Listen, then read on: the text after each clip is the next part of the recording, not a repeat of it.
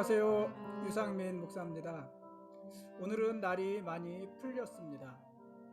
하늘이 잔뜩 흐리기는 한데 기온은 높았습니다.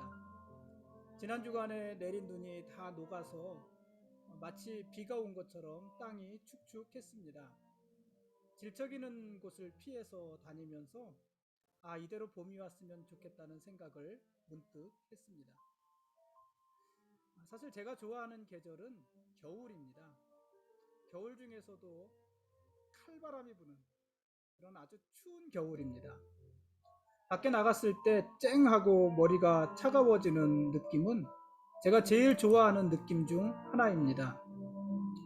찬 공기를 가슴 깊이 들이킬 때의 느낌도 좋습니다.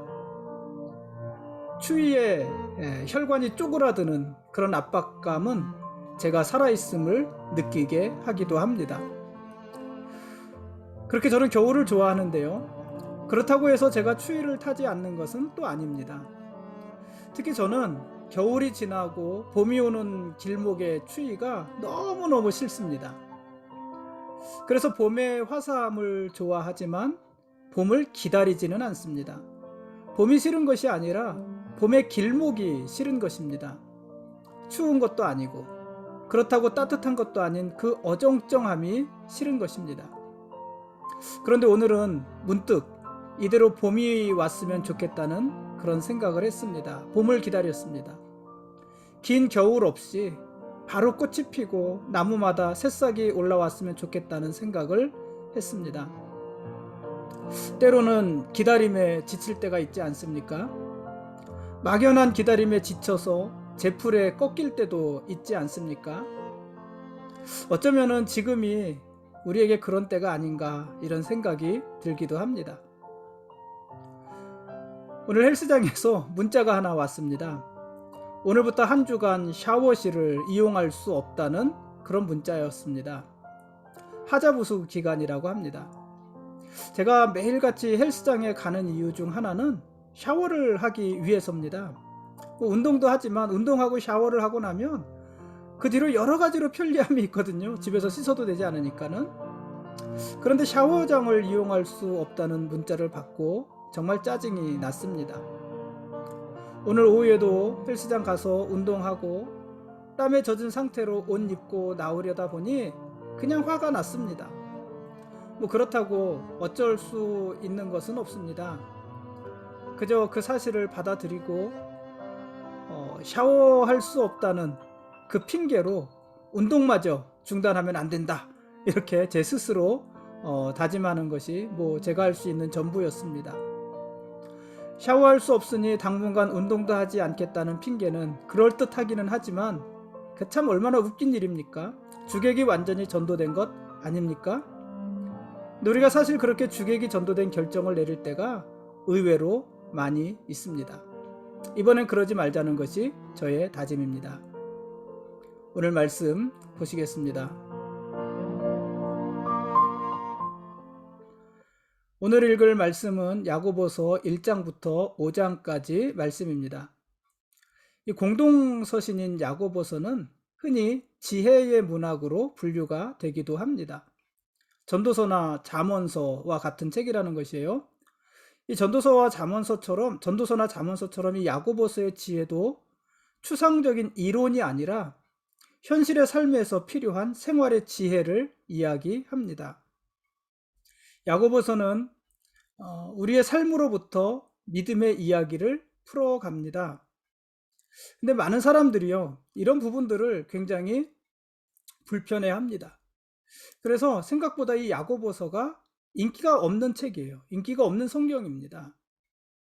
종교개혁 이후로 교회는 행위와 믿음을 나누고 구원의 문제를 삶이나 행위가 아닌 교리의 문제로 해결하는데 아주 익숙해져 있기 때문에 그렇습니다. 구원은 오직 믿음, 구원은 오직 은혜, 이 공식에만 익숙해져 있기 때문에 그렇습니다.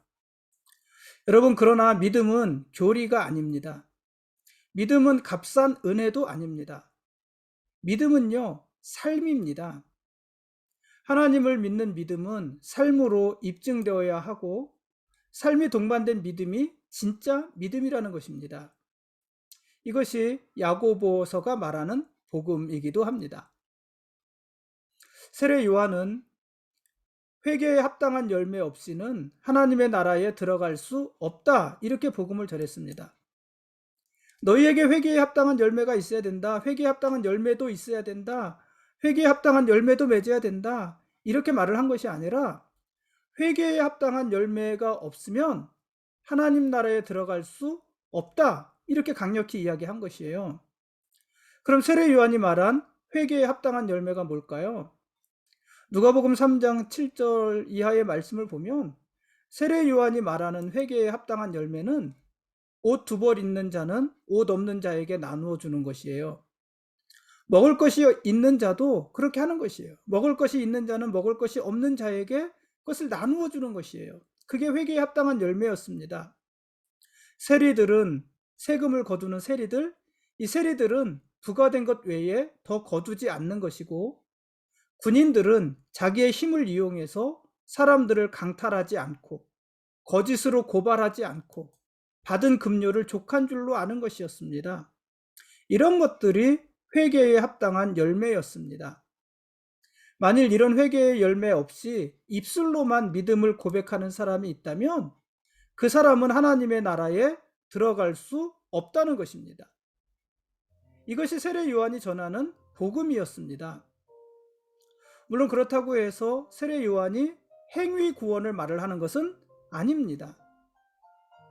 옷 2벌 있는 사람이 옷 없는 자에게 자기 옷 1벌을 나누어 준다고 해서 그것으로 그가 하나님 나라에 들어갈 수 있겠습니까? 당연히 그럴 수 없습니다. 행위로 구원을 얻는다는 것을 이야기하는 것이 아닙니다. 그게 아니라 하나님을 향한 믿음과 회개가 사실이라면 이러한 삶의 열매, 회개의 열매가 마땅히 있어야 한다는 것입니다. 이것은 마치 뭐와 같은 거냐면 열매를 보고 나무를 아는 것과 마찬가지다 하는 것이에요. 사과 열매를 보니 사과나무인 줄 알고 배 열매를 보니 배나무인 줄 아는 것이잖아요. 회개의 열매를 보니 그의 회개가 진짜라는 것을 아는 것입니다. 믿음의 열매를 보니 그의 믿음이 진짜라는 것을 아는 것입니다. 그런 의미에서 회개에 합당한 열매가 없는 자는 하나님의 나라에 들어갈 수 없다, 이렇게 복음을 전한 것입니다. 예수님께서 전하는 복음도 마찬가지였습니다. 예수님께서는 바리새인들을 비판하셨습니다. 그런데 예수님이 바리새인들을 비판하신 것은요, 그들이 율법을 잘 지키기 때문에 비판하신 것이 아니라 율법을 제대로 지키지 않기 때문에 비판하신 것이었습니다.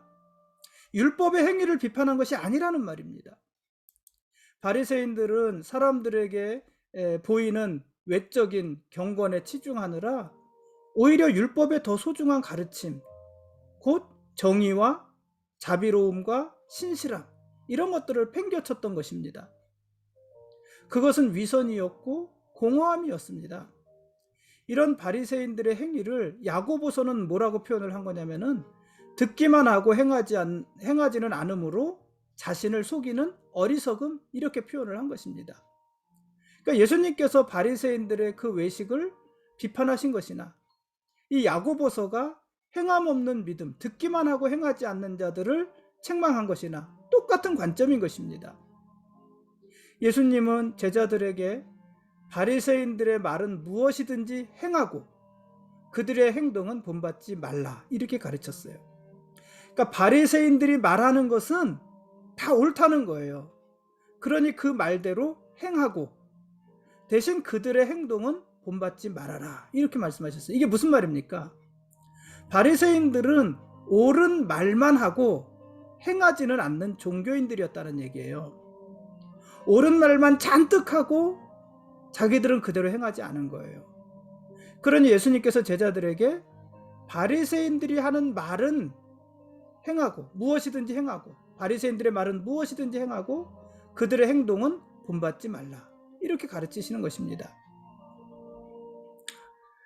그러니 제자들은요, 말만 할 뿐 아니라 말한 것을 행하기도 해야 된다, 이렇게 가르치고 있는 것 아니겠습니까? 그것이 예수님의 복음이었습니다. 사도 바울도 마찬가지입니다. 흔히 바울의 신학을요, 오직 믿음, 오직 은혜 이렇게 요약하잖아요. 그것이 종교개혁자들의 주장입니다. 오직, 오로지 하나, 그렇죠? 오직 믿음, 오직 은혜. 근데 바울은요, 사실 행위를 외면하지 않았습니다. 오히려 바울은요, 믿음과 행위를 동등하게 취급을 하였습니다. 우리가 바울 서신을 하면서도 그런 이야기를 했지만은 바울 서신들은 대부분 교리적인 부분과 행위적인 부분이 함께 이야기되고 있잖아요. 대표적으로 로마서를 보아도 그렇잖아요. 전반부 로마서도 1장부터 11장까지는 교리적인 부분이었습니다. 교리적인 부분. 그리고 후반부 12장부터 16장까지는 행위적인 부분을 이야기하는 것이었습니다. 그러니까 서신서의 전반부는 교리적인 부분을 이야기하고 후반부에서는 그 교리를 가지고 어떻게 삶을 살아갈지를 이야기하는 것입니다.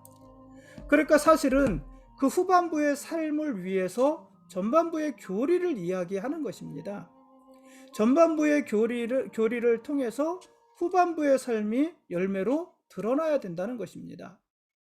그것이 바울 서신의 일반적인 형태고 바울이 전하는 복음입니다. 또 바울은요, 율법주의자들을 항상 비판했잖아요. 그러니까 바울은 율법주의자들과 항상 대립되어져 있었잖아요. 근데 바울이 율법주의자들을 비판한 것은 율법을 지키기 위해서 열심을 내는 사람들을 비판한 것이 아니라 뭐 할례나 우리는 율법을 소유한 민족이다 하는 그러한 것들, 그런 율법의 외면적인 정체성에 머물러 있는 사람들을 비판한 것이었습니다. 그래서 갈라디아서 6장 12절 13절 같은 데서 말한 대로 할례는 강요하면서 율법은 오히려 지키지도 않는 그런 율법주의자들, 어떤 외적으로 드러나는 것들, 할례, 의식, 뭐 그런 것들은 강요하면서 그 율법의 구체적인 삶, 그런 것들은 외면하는 그런 율법주의자들을 바울은 계속해서 비판한 것입니다. 그러고 보면 신약성경의 일관된 비판은요, 율법에 대한 열성을 비판한 것이 아니라 그 반대, 곧 율법을 지키지 않으면서 종교적인 외양으로 모양만 내려한 위선에 대해서 공격을 하고 있는 것입니다. 세례 요한이 그랬고 예수님이 그랬고 사도 바울이 그랬던 것입니다. 우리는요, 이런 사실을 전제로 야고보서를 읽는 것입니다. 뭐 야고보서의 그 배경을 조금만 더 이야기를 하면 야고보서의 저자는 야고보입니다. 야고보라는 이름은요, 구약으로 말하면 야곱. 우리 아브라함과 이삭과 야곱 할 때 야곱 있잖아요. 그 야곱의 이름을 따른 것이고 유대인들에게는 아주 흔한 이름이었습니다. 이 신약 성경에는 그래서 야고보라는 이름을 가진 사람들이 많이 나와요. 많이 나오는데 대표적인 사람이 누가 있습니까? 가장 유명한 사람, 예수님의 제자 야고보가 있죠. 베드로와 안드레, 요한, 야고보 할 때 그 야고보. 예수님의 제자 중에 야고보가 있었고요. 예수님의 형제, 마리아와 요셉은 예수님을 낳고 성령으로 잉태한 예수님을 낳고 그 후로도 자녀들을 출산했잖아요. 그들이 예수님의 동생들이에요. 동생들. 그 예수님의 동생 중에서 야고보라는 사람도 있었습니다. 그 중에서 이 야고보서를 기록한 사람은 예수님의 제자 사도 야고보가 아니라 예수님의 형제 야고보였습니다. 이 야고보는요, 예수님의 형제 야고보, 동생 야고보는요, 예수님의 공생의 기간, 예수님이 살아계실 동안에는요, 예수님을 메시아로 믿지 못했습니다. 그러다가 부활하신 예수님을 만난 후에 예수님을 믿게 됐고 그 후에 예루살렘 교회의 지도자가 되었습니다. 그리고 야고보 장로, 보통 야고보 장로로 불리는 사람이 야고보서의 저자인데 이 야고보 장로는 주 62년에 순교하게 됩니다. 이 야고보서의 수신자들은 누굴까요? 수신자는 분명히 나와 있는데 야고보서 1장 1절에 흩어져 있는 12지파 이렇게 말을 하고 있어요. 그러니까 이 야고보서의 수신자들은 유대인들이에요. 그렇죠? 흩어진 12지파라고 그랬으니까 특히 팔레스타인 지역에 흩어져 살고 있는 유대인들이 야고보서를 수신할 사람들이었고, 이 팔레스타인 지역이니까, 유럽이 아니라 팔레스타인 지역이니까는 이들은 모두 예루살렘 교회의 영향 아래에 있던 사람들입니다. 그래서 야고보가 서신을 쓰는 거죠. 예루살렘 교회 지도자였던 야고보가 그들에게 서신을 쓰는 것이죠. 근데 이 흩어진 유대인들, 이 팔레스타인 지역에 흩어져 사는 유대인들은요, 대부분 가난한 자들이었습니다. 가난한 소작농이거나 부유한 지주의 일꾼들이었습니다.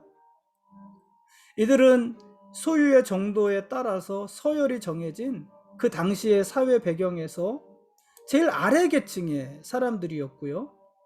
그래서 힘을 가진 사람들로부터 온갖 착취와 불의를 당하면서 살던 자들이었습니다. 부자들은 가난한 자들을 업신여겼고요. 억압했고 법정으로 끌고 가기도 했습니다. 또 부자들은 추수한 품꾼들에게 삭을 주지 않는 일도 많았습니다. 야고보서의 기록들이에요. 근데 문제는요, 이런 불합리함들이 교회 밖에서만 행해진 것이 아니라 교회 안에서도 자행되어졌다는 사실입니다. 교회 안에서도 소유로 인한 차별이 있었습니다. 소유로 인한 차별이 있었고요.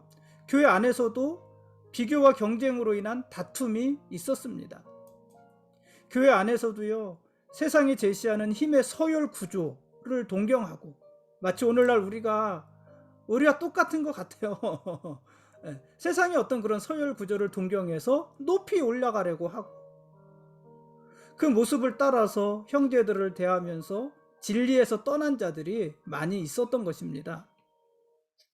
야고보서는 이런 자들에게 주는 복음입니다. 메시지입니다. 종교적인 의식과 교리로 치장한 사람들을 향해서 종교적인 의식과 치장이 아니라 어떻게 사는 것이 믿음의 삶인지를 야고보서는 교훈하고 있는 것입니다.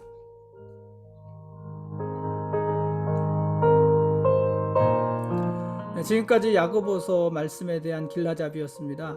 구체적인 본문의 내용들은 여러분들이 읽으셔야 되는 것입니다. 내일 읽을 말씀은 베드로전서 1장부터 5장까지 말씀입니다. 오늘 야고보서 이야기를 하고 야고보서를 읽는데요, 사실 이 야고보서는 어려운 성경입니다. 여러분, 어렵다고 했을 때 뭐가 생각납니까? 해석이 어렵구나, 이런 생각이 먼저 나십니까? 그렇다면 우리가 굉장히 교리적인 것에 익숙해졌다는 얘기예요. 사실 이 야고보서가 어렵다는 것은 해석이 어렵다는 것이 아니라 삶이 어렵다는 것입니다.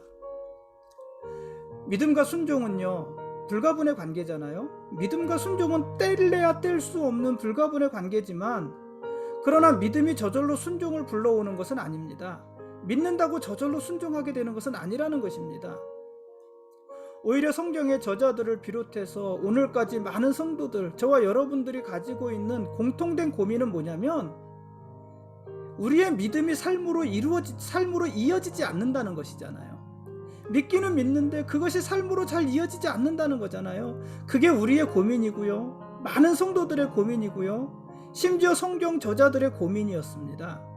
특히 바울이 그랬잖아요. 마음으로 원하는 것대로 살지 못하는 그 삶에 대해서 바울이 통곡했잖아요. 아무리 회개해도 회개의 열매가 맺히지 않고, 아무리 믿어도 믿음의 열매가 잘 나타나지 않는 그런 고민이 우리에게 있지 않습니까? 그래서요, 사람들은 어떻게 반응하냐면, 내가 믿지만 믿음의 열매가 잘 나타나지 않고, 회개하지만 회개의 열매가 잘 나타나지 않고, 그래서 사람들이 어떻게 반응하냐면, 첫 번째, 그래서 어떤 사람은 하나님의 도우심을 구합니다. 바람직하죠. 두 번째, 잘 나타나지 않으니까, 믿음의 열매, 회개의 열매가 잘 나타나지 않으니까, 두 번째, 어떤 사람들은요, 위선적인 종교성으로 순종 없는 자기의 삶을 감추려고 합니다. 순종 없는 자기의 삶, 회개의 열매 없는 자기의 삶, 믿음이 없는 자기의 삶, 그것을 종교로 덮는 것이에요. 교리로 덮는 것이에요. 믿음과 은혜로 덮는 것이에요. 바리새인들과 율법주의자들이 바로 그런 자들이었습니다. 화려한 종교성과 그럴듯한 믿음의 수사로 순종하지 않는 자기들의 삶을 위장하는 것입니다. 야고보서는요, 그런 사람들을 향해서 복음을 선포하시는 하나님의 말씀인 것입니다. 너의 삶을 거울 삼아서 너의 믿음을 비추라는 것입니다. 거울에 보면 나의 모습이 나타나는 거잖아요. 삶을 거울로 삼아서 내 믿음이 어떤지, 나의 믿음이 어떠한지를 비추어 보라는 것입니다. 예수님은 하나님의 값없는 용서를 선포하셨습니다. 그렇죠? 하나님의 용서는 값없는 것이었습니다. 절대적인 것이었습니다. 그래서 은혜잖아요. 우리를 향하신 절대적인 은혜입니다. 그런데 그 은혜가 우리들의 새로운 삶으로 이어지지 못합니다. 1만 달란트를 용서받은 사람이요, 100데나리온의 빚도 용서하지 못하는 것이에요. 1만 달란트나 용서받았는데 100데나리온도 용서하지 못하는 것이에요. 그렇게 이어지지 않는 것입니다. 그러면서도 오직 믿음, 오직 은혜, 이것을 이야기하는 것입니다. 자기를 가리는 것이요, 연약함을 가리는 거죠. 이럴 때 그들이 말하는 오직 믿음, 오직 은혜는 그 말이 잘못된 것이 아니라 그 의도가 잘못된 것입니다. 그들이 말하는 오직 믿음, 오직 은혜는 형식적인 율법보다도 더욱더 날카로운 칼날이 돼서 우리를 해치는 것이 되는 것입니다. 예수님은 너희가 먼저 사람의 과실을 용서해야 하나님이 너희를 용서하실 것이다, 이렇게 경고하셨잖아요. 우리가 우리에게 죄 지은 자를 사하여 준 것 같이 우리의 죄도 사해 주십시오, 그렇게 기도하라고 가르치셨잖아요. 여러분, 그래서요, 아무 편견 없이 야고보서를 읽어보십시오. 또는 두려운 마음으로 야고보서를 읽어보십시오. 감정과 고백은 우리에게 넘치지 않습니까? 그것이 아니라 야고보서가 말하는 그 삶의 모습을 기준으로 그것을 거울로 삼아서 여러분의 믿음을 확인해 보십시오. 행함이 없는 믿음은 죽은 믿음입니다. 행함으로 천국 간다는 얘기가 아닙니다. 행함이 믿음의 거울이라는 얘기입니다. 행함이 없는 믿음은 그래서 죽은 믿음인 것입니다. 오늘은 여기까지 하겠습니다. 예수님이 우리의 왕이십니다. 그리고 우리는 그분의 거룩한 백성들입니다. 고맙습니다.